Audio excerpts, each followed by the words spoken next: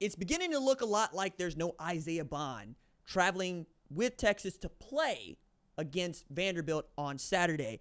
And that means that Texas is down a wide receiver that Quinn Ewers has really liked. Now, he hasn't really been right since OU Texas, and he came back against Georgia. He had 2 catches for 11 yards. It was great to see him on the field, and Isaiah Bond being your number one is still pretty damn good.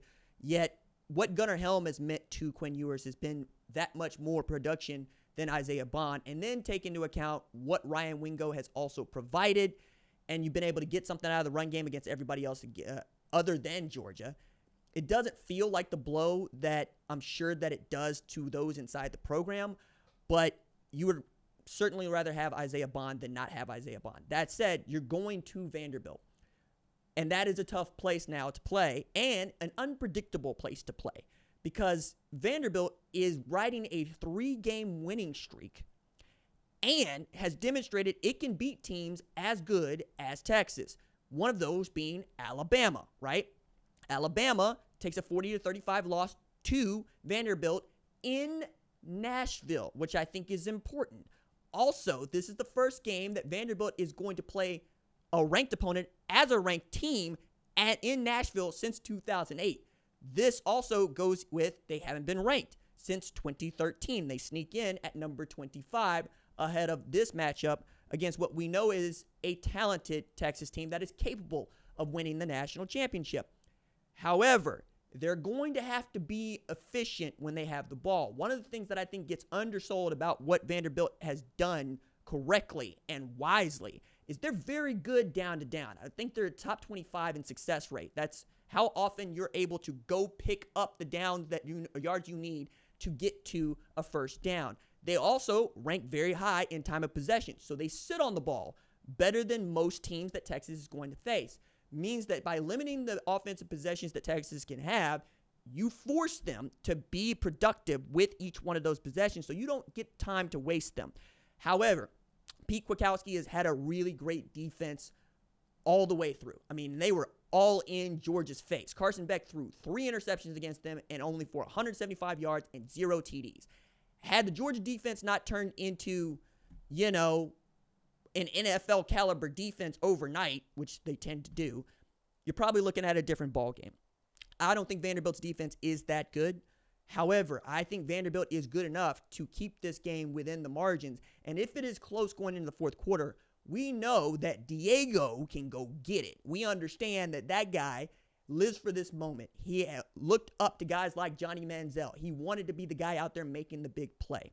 He also is a guy that is riding in on a Commodore's winning streak, unlike one we've seen before. Like we haven't seen Vanderbilt be this good since James Franklin was head coach, and that was a very long time ago. I think what makes this more interesting to me is how is Vanderbilt going to try to take away what Quinn Ewers does well, which is throw the ball downfield and identify things post-snap. Georgia took that away easily. Matter of fact, I was saying this, I think that the first team to actually get to Texas in the first couple of series is Oklahoma. They just couldn't hold it together. But the game plan still works if you were good and athletic on that back end. And that was the thing, right? 2 Georgia defenders got ejected for targeting, and they're not going to play the first half of their next games. But you still were able to throw enough guys back there to run with these Texas wide receivers and to run downhill and to stop you running the football.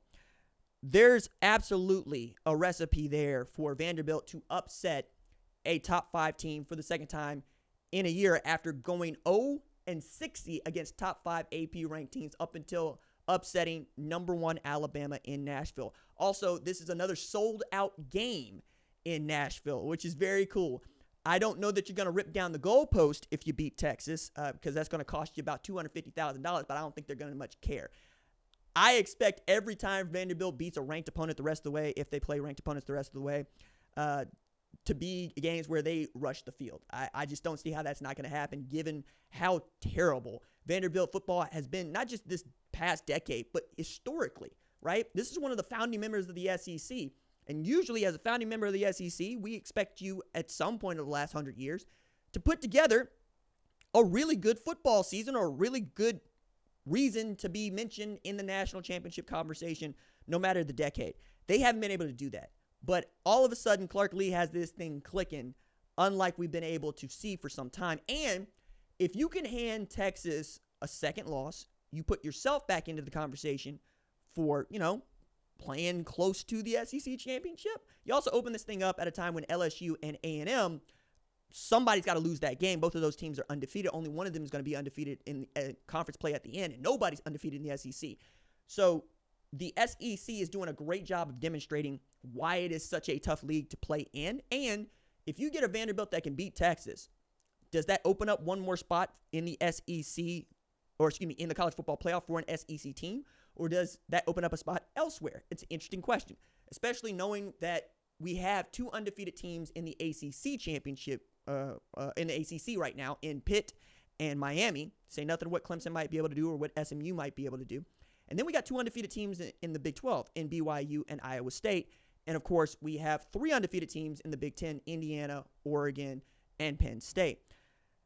I would love for Vanderbilt to get this upset. I don't see it happening, right? I don't see it happening. I'm with everybody else. I'm going to pick Texas to win this game, probably by double digits.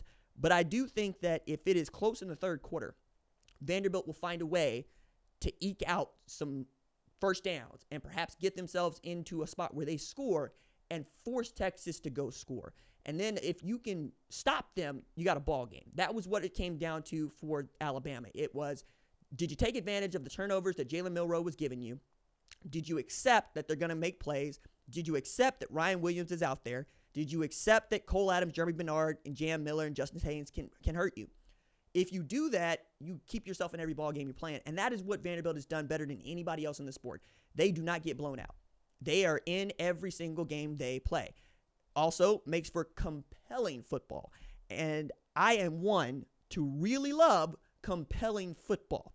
So let's see what Diego, what Clark, and what Vandy can muster against a Texas team that is riding an 8-game road winning streak, the longest active in the country, and their best since 2008 to 2010, against a Vanderbilt team that's on a 3-game win streak. This is going to be so much fun.